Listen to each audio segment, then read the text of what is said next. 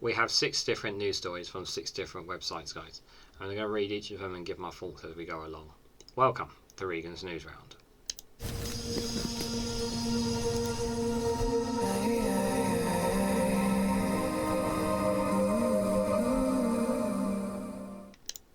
Good morning, good afternoon, good evening, wherever you are in the world. This is Regan here with Regan's Newsround.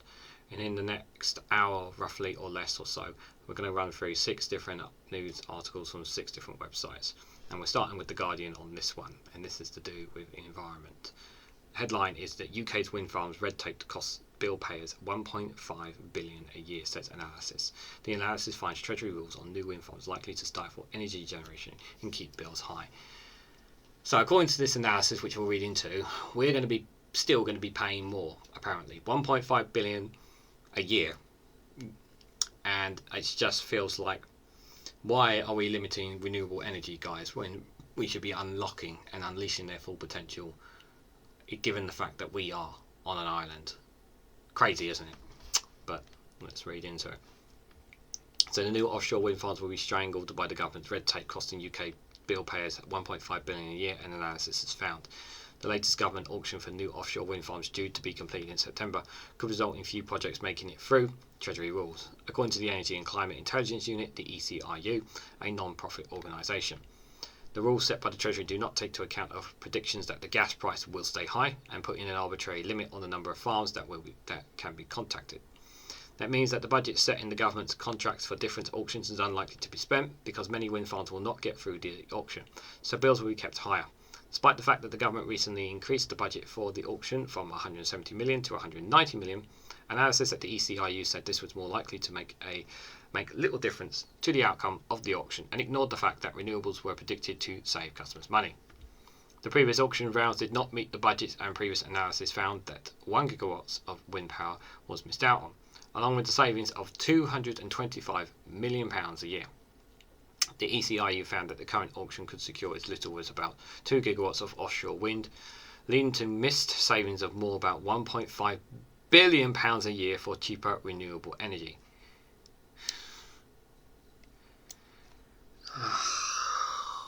$1.5 billion a year, guys, we could save. Compared with about 7 gigawatts that could have been secured. Energy experts have criticised the government for giving tax breaks to oil companies and not allowing wind farms to thrive.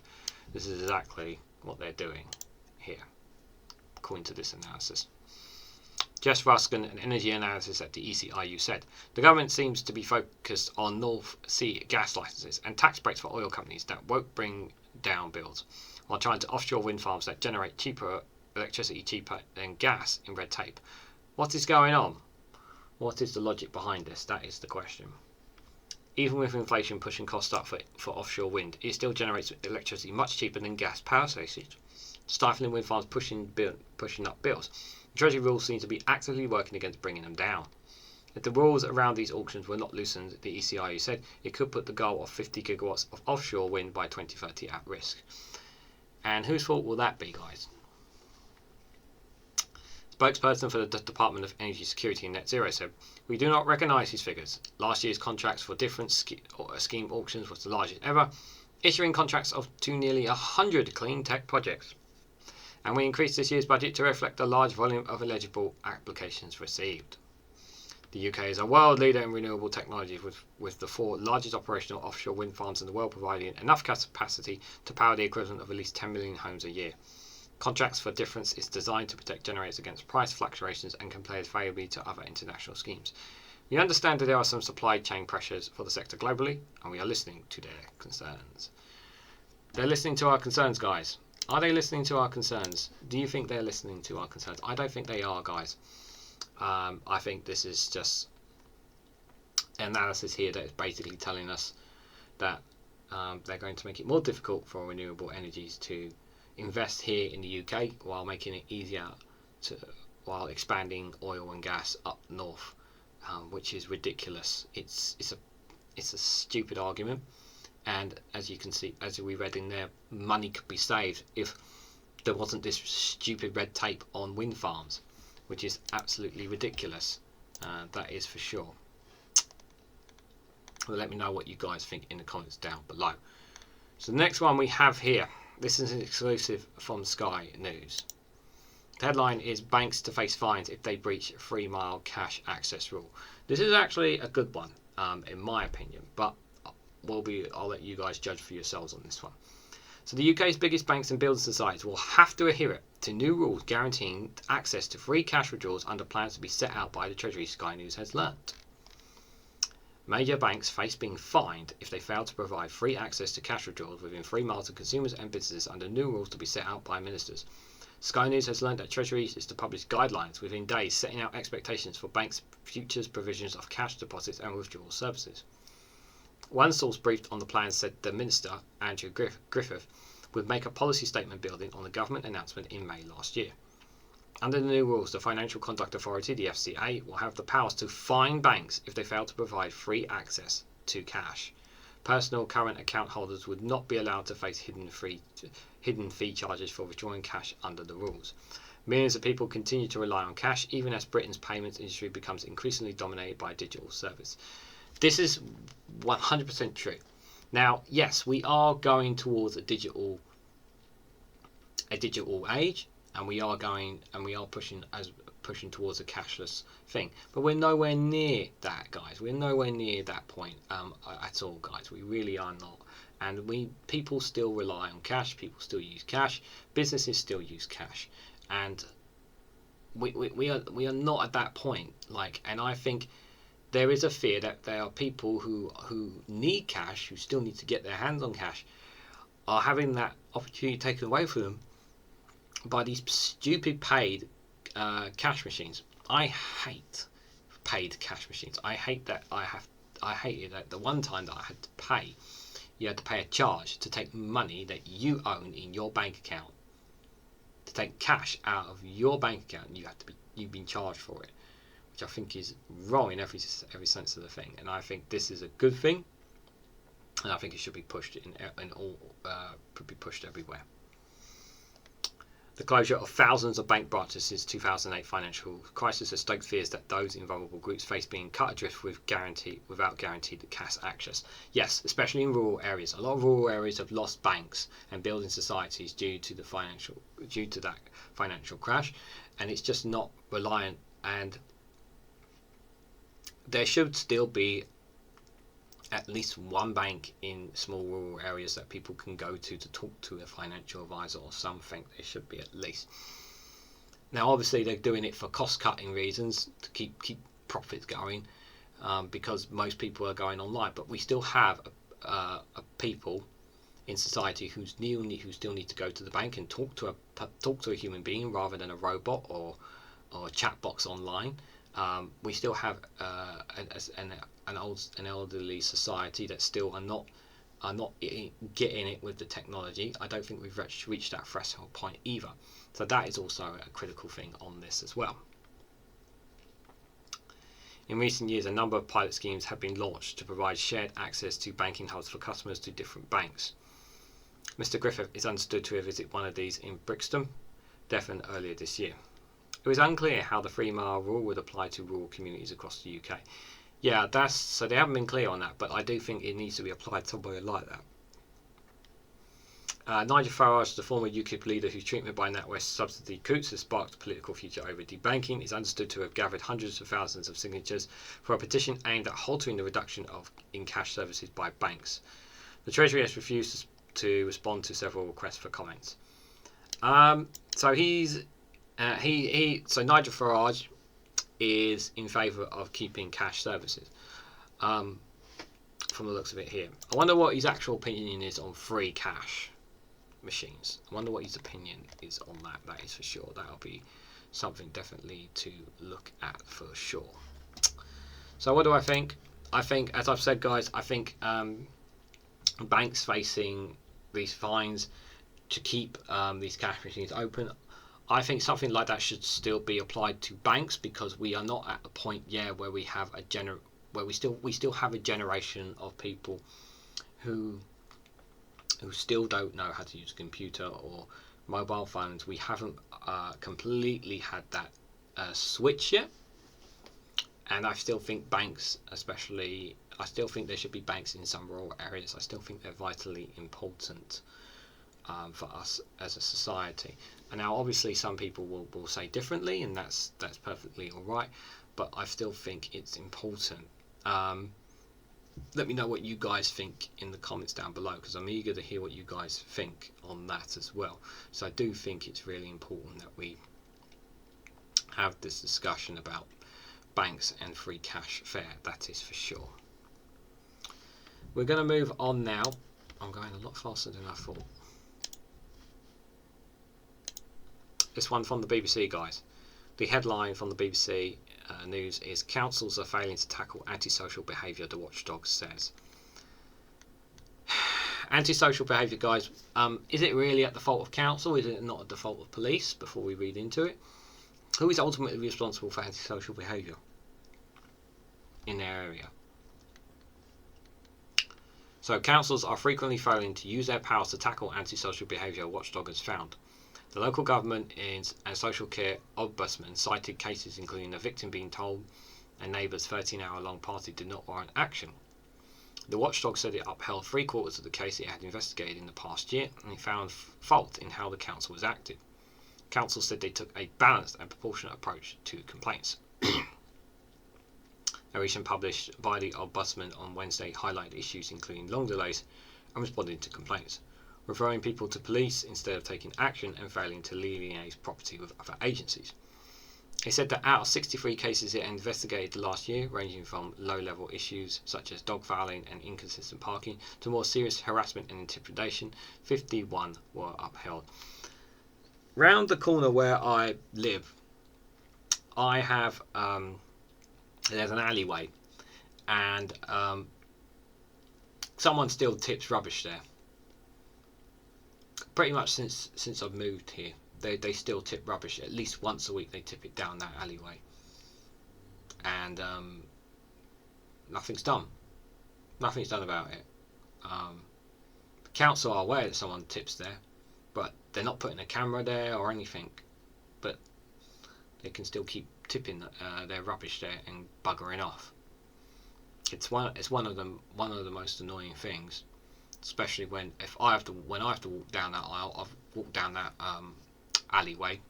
I have to walk a certain way, walk round, obviously, round, or sometimes even walk round it, the rubbish on the floor, because it's been dumped there because it hasn't been cleared properly. But I'm sure this is not the only place that has this issue.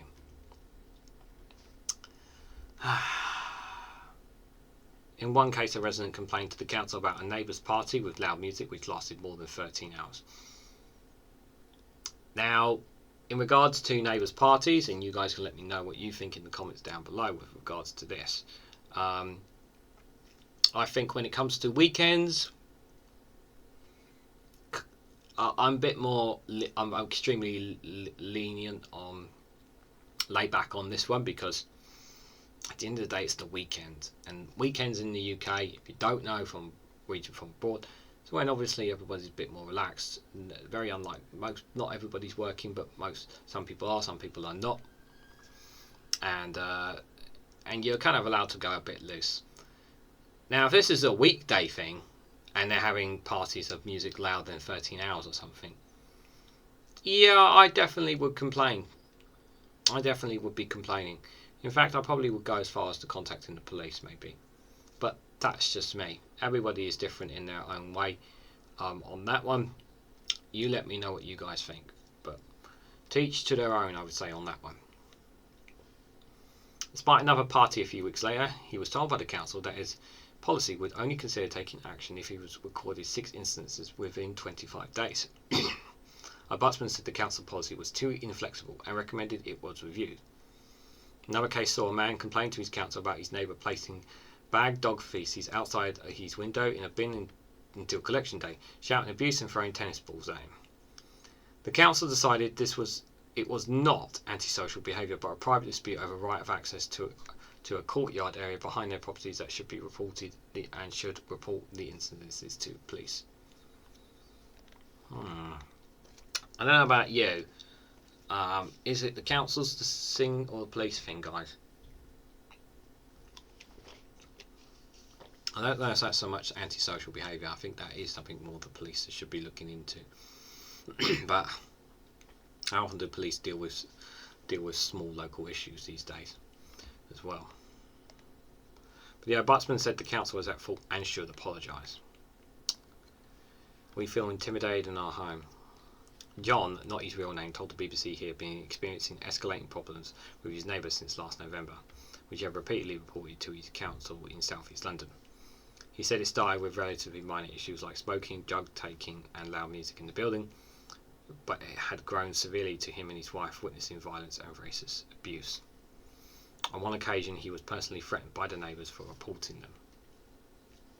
Despite providing evidence including footage, John said he felt like the issues had not been taken seriously enough by the council and he was frustrated by how slow they had been taken. When things had been really extreme, it's felt the same way as if would I have said they were playing music, he said. It's the most stressful thing I ever have to deal with. This is absolutely horrible. For the never mind just the fact that this is they're trying to live, but just on the mental health side of things, to go home to that is horrible, absolutely horrible. And they should be taken out of that situation, or something should be dealt with to protect them. But is this a council thing or a police thing? The very fact that they've been threatened by neighbours as well, to be put in that situation is I really do feel for them. After giving written warnings to the tenants, John said he was told the council had applied for a court date for repossessing the property, but he was then told this had not happened yet. John said he also felt the council had tried to pass him on to the police, but they said there was not enough evidence to convict. He said he and his wife now felt so uncomfortable in their own home they stayed with the families at weekends when they could.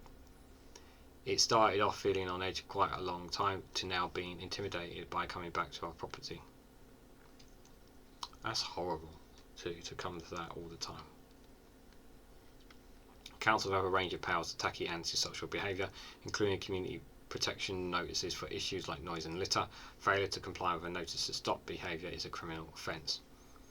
They can also apply to the courts for an injunction to stop individuals engaging in certain behaviour. If they fail to do so, the councils can apply to issue the warrant for their arrest.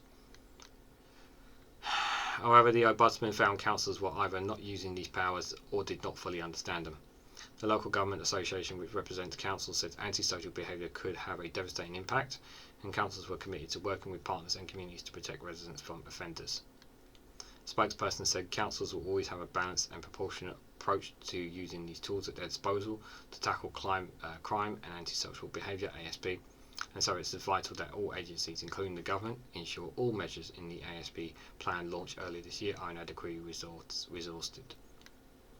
The Prime Minister Rishi Sunak has pledged to crack down on antisocial behaviour, setting out an action plan earlier this year.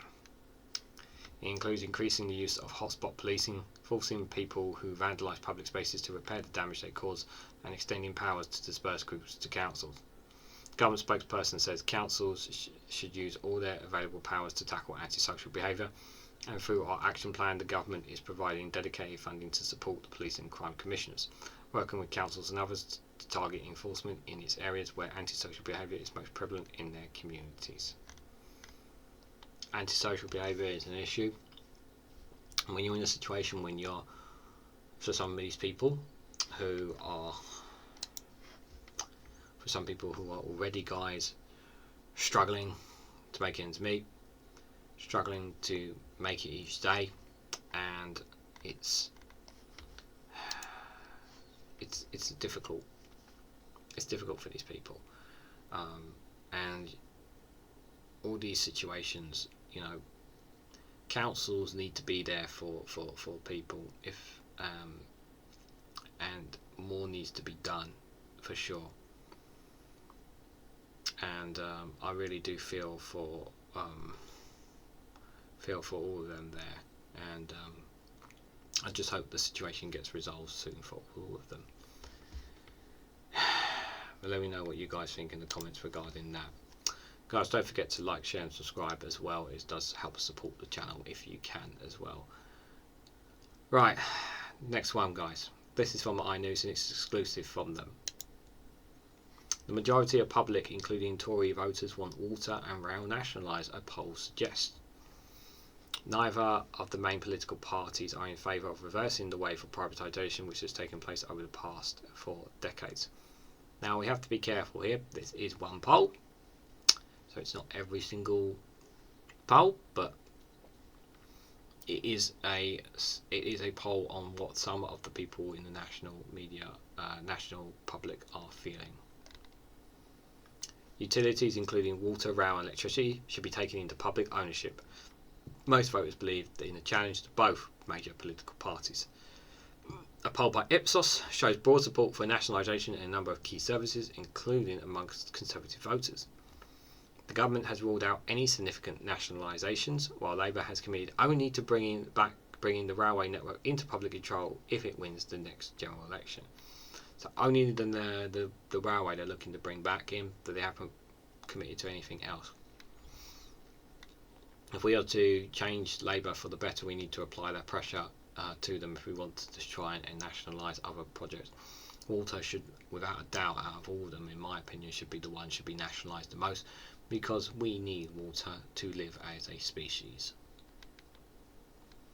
Asked for their favourite model of how utilities should be run, 40% said they should be publicly owned and operated in all circumstances, while 22% said they should be usually nationalised but with private sector involvement on occasion, and just 8% call for utilities to be run privately all the time, with 15% saying privatisation should be the norm, with the public sector stepping in under certain circumstances. Asked for their views with a number of specific services, 68% of voters said water should be nationalised, with just 9% opposed, 65% backed the nationalisation of the railway, and 63% said power networks should be publicly owned, and 60% support a reversal of the privatisation of Royal Mail. The most diverse utility was broadband. 39% said the internet access should be operated by the government, and 33% disagree. Although it is Labour that is usually associated with the state-controlled services, a majority of people who voted Tory in the last election are in favour of nationalisation, with 57% backing the government to run utilities and 29% preferring the private sector.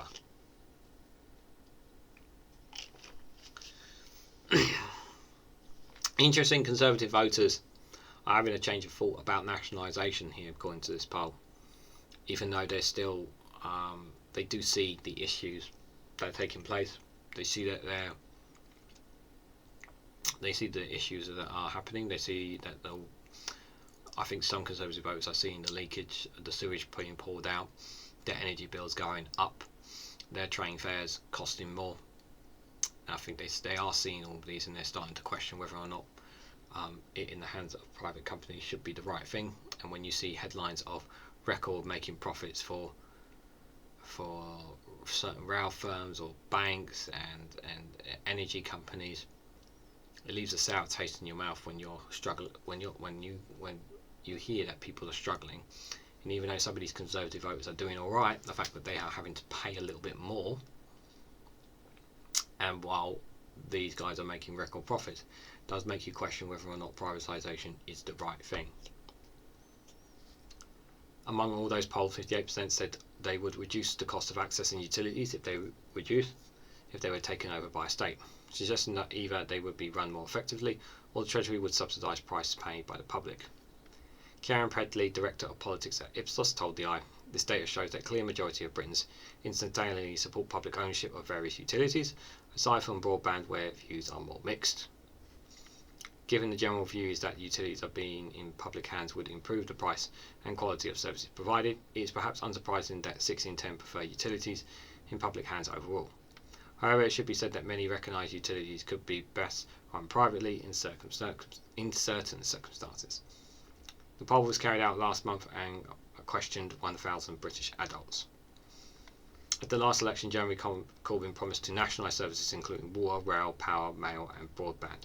So Keir Starmer suggested he was in favour of state control of utilities during the Labour leadership next time, but he said now that the train network is the only service he would prioritise for a government takeover. When I look at water, rail, power, mail, I forget about mail, don't I? Mail there, guys, is one that we have forgotten. Royal Mail is not been doing well at all, for sure, guys. And if you guys follow Daily Blase and you see some of the committee hearings, you've seen some of the how some of the workers there are being absolutely treated, guys. It's pretty darn despicable. We also have, with regards to rail, we have at this time still we have train strikes, more train strikes coming, and them trying to close ticket offices, which means that there's less social interaction between between ticket offices and people, which I think is bad, as well as people who have certain disabilities and need assistance at stations not going to be able to have that if their ticket office is taken away from them. In terms of power, obviously our energy bills are way too high, and it is clear that there has been a severe lack of support from the government to keep energy costs down from both gas and electric. And yes, there are global factors that are involved in that, but also it seems like, considering the continuous amount of profits that are being made, there should be some kind of tax on them, and there doesn't appear to be anything coming. Broadband, I think something should be seriously considered, looked into. I think broadband should be something that everybody should have and should be entitled to automatically. I don't think it should be put in the same categories, in my opinion, as just another private entity. Everyone should have access to the internet. Everyone should be entitled to it. Would I go as far as to say it should be nationalised? Yeah, I'm going to go as far as to say it should be nationalised. The power of the internet can change someone's life very easily, guys. I'm literally using it right now to talk to you, and I think that's one that should be seriously considered. Obviously, water. We've spoken about water. As I said, we can't live as a species without water. We need it to survive, and for it to be in the hands of private owners, private companies, who have no interest whatsoever in ensuring our waters are clean and spewing out gutless amount of sewage. They're not even regulated well enough as well, which is another problem. So a couple of them of what I think of them so far, guys, and it's not good. When you look back on what Jeremy Corbyn had said, it does make you think that maybe we should have listened to Jeremy Corbyn. Maybe we should have voted for him. But we move on. So this one is from The Independent, guys. I know it's cut off there, but that's because I want you guys to be able to read the article. Greenpeace should not get a seat at the table in number 10 in government discussions. Number 10. The Prime Minister's official spokesman said all government departments should suspend stakeholder engagement with the environmental group. The government has cut ties with Greenpeace following an anti-oil protest targeting Rishi Sunak's constituency home. Number 10 said the environment group should not be given a seat at the table in discussions of climate-related issues across Whitehall after the stunt last Thursday. The move expands on orders given to civil servants in the Department of Environment, Food and Rural Affairs (DEFRA) last week to end engagements with Greenpeace until further notice. The Prime Minister's official spokesperson says, "We obviously don't think that people who are accused of breaking the law should have a seat at the table in discussions with the government. My understanding is that DEFRA aren't engaging with Greenpeace because of those actions." Now, let's talk a little bit about protests before we just go into a bit more, guys. When you do petitions, when you do polls, when you send letters to your MPs and government and ministers about a major particular issue, and they're not going to when they're not going to deal with that issue, they're not going to if they're just sending you a letter back saying thank you for your concerns, or they don't even respond to you at all, guys, you aren't going to be happy. Or even having a proper discussion, or even talking to a minister, getting direct access to a minister is extremely difficult as it is, which is understandable. We understand that, but not even willing to have a proper conversation with them. Now, whether you like the stunts or not from Greenpeace, my answer to you is so what are the alternatives? What are the alternatives if they have done all the peaceful things that they can possibly do to get the government to change their minds? Reasonable things, legal things. What are the alternatives if not doing things like this, is the question you need to be asked. Now, you can argue that they shouldn't be doing this, and that is your opinion. But my answer to you is that they cannot protest, and these protests that they are doing, if they do normal protests of standing there in silence or walking like Stop Oil were doing, like ones that aren't making too much of an impact, like some that are more annoying than others, what is the alternative? That is the question we need to ask ourselves. I don't think it's unusual for DEFRA or other agencies to gang with climate action groups. That has taken place for a number of years. But clearly, given their actions and the arrest last week, we don't think it's appropriate to engage with them.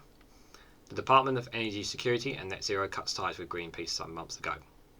The government spokesperson says Greenpeace criminal activity last week demonstrates that they are not a serious organisation. Therefore, we do not think it is appropriate to engage with them. If they're not a serious organisation, then why are they doing the things that they are doing? Greenpeace defended its protest amid a backlash as carefully and meticulously planned for when the Prime Minister, his wife and children were on holiday in California amid a backlash over security concerns. The group said ending engagements with its representative isn't going to work as the accused minister is espouting a bunker mentality about climate issues. Will McCallan, the UK co-executive director of Peace said, "Burying your head in the sand isn't going to make the climate crisis go away. It's precisely because the government has effectively shut the door to civil society groups like Greenpeace, as well as ignoring warnings from the UN, its own advisors and the International Energy Agency, that we need to protect in the way that we do." So you can see there, this was obviously on the 5th. This was tweeted on the 5th of August 2023. There had been a lot of noise about us climbing the roof of one of the Prime Minister's many homes. There's just one message we'd like you to remember: new oil and gas will not lower our bills. No, it won't. It won't. The bunker mentality on display from the current government is deeply damaging. Cutting ties with Greenpeace isn't going to help. We respect the views of millions of our supporters and have a mandate to hold the government to account. A group of demonstrators have scaled Mr Sunak's Grade 2 listed constituency Manor House to protect against plans to grant more than 100 new licenses for oil and gas extractions in the North Sea. The activists draped in a black oil fabricant from the roof, staying there from about 8 AM to 1:15 PM when they were arrested and later bailed amid an ongoing investigation by New York police. So my question to you is, guys, what are Greenpeace else supposed to do with it? You know, that's the other problem. We need to be able to ensure that these guys are given the best opportunities possible to stake their claim on issues, and everybody has to be able to speak their mind. And if you're not even prepared to put them around the table, it's just gonna make it worse. The subject, obviously, every subject is different, but we're talking about the planet here that future generations are going to inherit. A very hot planet is going to be, guys. It's going to be a very hot planet, and it's only getting hotter. The temperatures out there are getting higher. It's not a coincidence. It's happening. We're seeing it. Record temperatures are being broken. You're seeing them reported on X. You're seeing them reported by experts, by scientists, and you need to listen to the experts and scientists because they know better than you. Not some guy on Facebook who's telling you that this is what's happening when they've never even set foot in that country. So take it seriously, is my point. One last story before we wrap up the news round, guys. This is from Open Democracy. The headline is "Police are unlawfully storing personal data of suspects who were cleared." Yes, this is quite a damning one to end with. The revelations are just another example of why black communities don't trust police, campaigners say. Police forces are unlawfully storing sensitive data of potentially millions of former suspects who have never been charged with a crime an investigation has found. Reports obtained by Open Democracy and Liberty Investigates reveals the government's biometrics watchdog has repeatedly raised concerns about police breaching rules by retaining information of people who have been arrested and then released. Fraser Sampson, the Biometrics and Surveillance Camera Commissioner, highlighted data protection issues in 17 inspections over the past 2 years. Incredibly, he told us police forces have failed to get a grip on the problem in part because of their aging computer systems don't allow them to delete data entries in bulk. It isn't really good enough, Sampson said. Not only do you have potentially millions of people whose images are in police records, even though there are no guilty fines against them, but you can't even know how many there are. It is an intractable problem.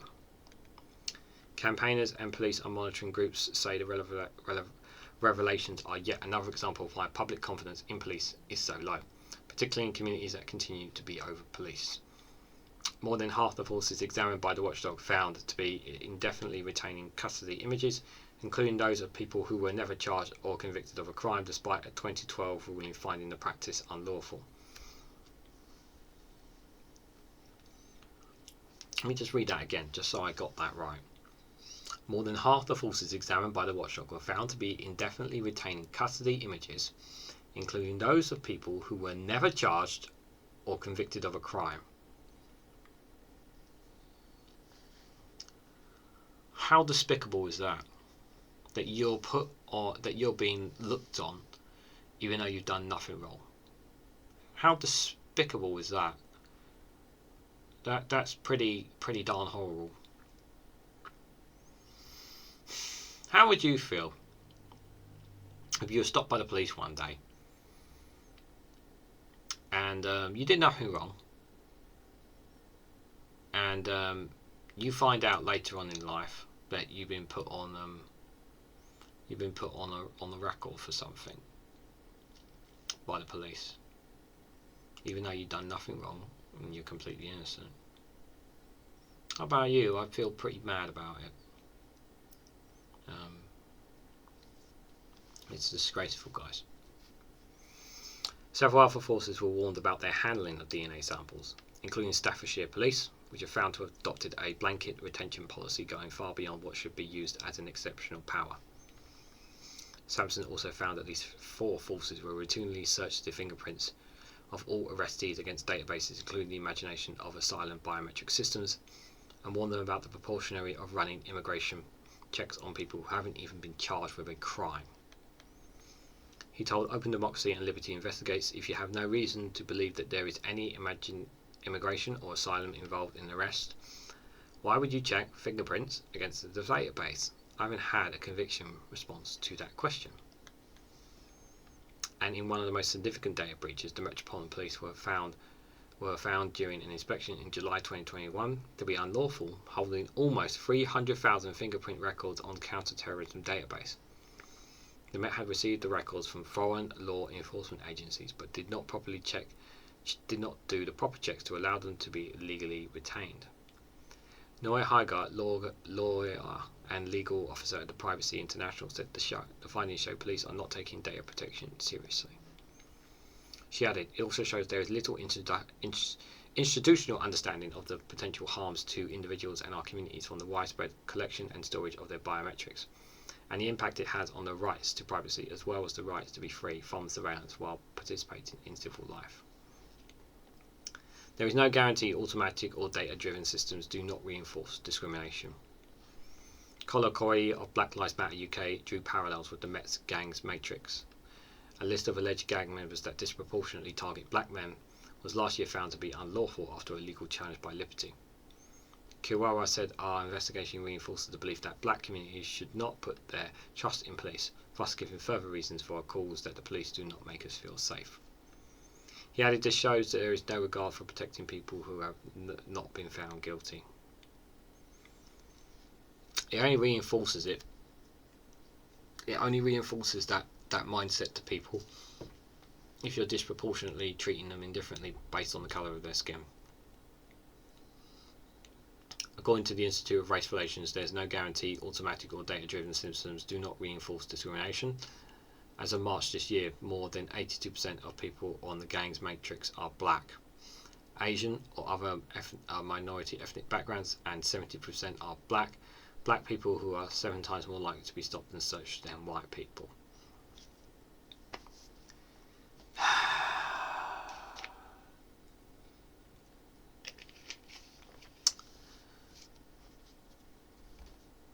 Discrimination, racism, we know it's rife within the police, guys. needs to be stomped out. A member of the Cop Watch police monitoring network said the revelations came as no surprise, adding, "It just goes to show, to illustrate that they can't manage themselves and they can't be trusted to be handling the data in that way." A 2017 Home Office review of the use of retention of custody images advised police forces to regularly review and delete photographs. However, at 11 of the 17 forces inspected over the past 2 years, the Commissioner found that custody images are not proactively renewed and deleted where appropriate, unless an individual makes specific requests for deletion. Concerns were also raised by both of Samsung's predecessors and biometric commissioner roles.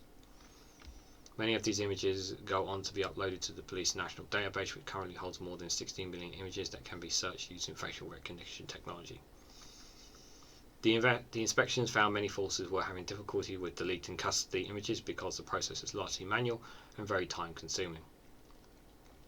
Catherine, French founder of director of Injust UK, a group that challenges indiscrimination in the criminal justice system, said she found the findings deeply troubling and suggested there was a systematic effort to undermine data protection laws. "We know that over-policing, especially for radicalised communities, is an ongoing reality, so we're concerned that the images being retained will disproportionately be of black, brown and dual heritage people," she added. Police chiefs have recognised the legal and reputational risk posed by unlawful held custody images. In a letter to forces last year obtained by Open Democracy and Liberty Investigates, the National Police Chiefs Council warned of retention of custody images posing a significant risk in terms of potential legalisation, police legitimacy and wider support, and challenge for our use of these images in technology such as facial recognition. Police may assume that because they are not found guilty and nothing's happened, the information will be disposed of, not realising that actually it's been shared, F. French said. So they're completely innocent and the information is still being shared. Evidence from the Institute of Race Relations shows disproportionately in policing goes beyond stop and search and racial profiling, extends to the use of false arrest, strip searches, fines, sentences, imprisonment, and use of artificial intelligence and automatic systems which rely on data collection.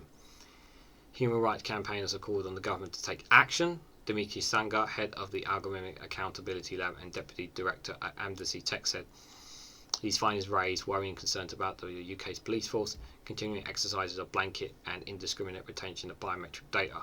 We call for an in-depth review of existing laws, policies and practices on retention and use to understand the full extent of their impact on human rights." A Met spokesperson said, "Since the 2021 inspection, the Met has deleted all fingerprint data which was deemed to be held unlawful. We were unable to delete this data in bulk, and therefore had to be deleted manually over a period of time. However, as an interim solution, the data was made unsearchable and inaccessible as soon as the issue was identified." He added, "The force takes the protection, retention and deletion of such data very seriously, and we always endeavour to adhere to all legal and regulatory requirements."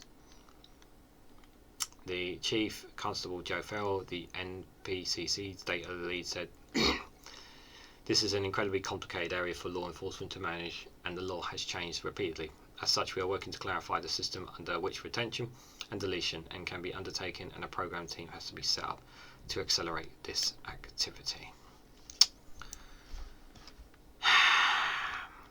One thing is for sure, guys, is that if this is to be true, they really should not be holding on to this data, and should not be holding on to data of innocent people. That is the one thing they should not be doing.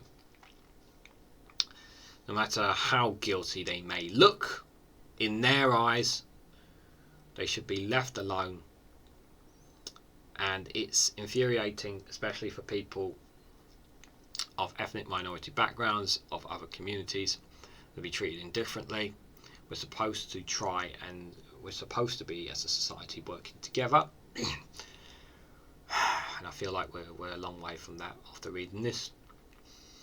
But we also need to talk about these issues, because if we don't talk about these issues, these problems will continue. And on that sad note, guys, just wanted to say thank you very much if you've made it this far to reading Regan's Newsround. Let me know down in the comments below what you think of it. It's only a first test one. I wanted to see how it goes, so I'm interested to hear your thoughts. No, this is not going to be a live stream thing. It's not possible for me to do so given where I'm going to be placing it, but I wanted to do something like that. But let me know what you guys think in the comments down below. I'm interested to hear your views on it. Thank you very much for watching. Take care and have yourself a wonderful weekend. Goodbye.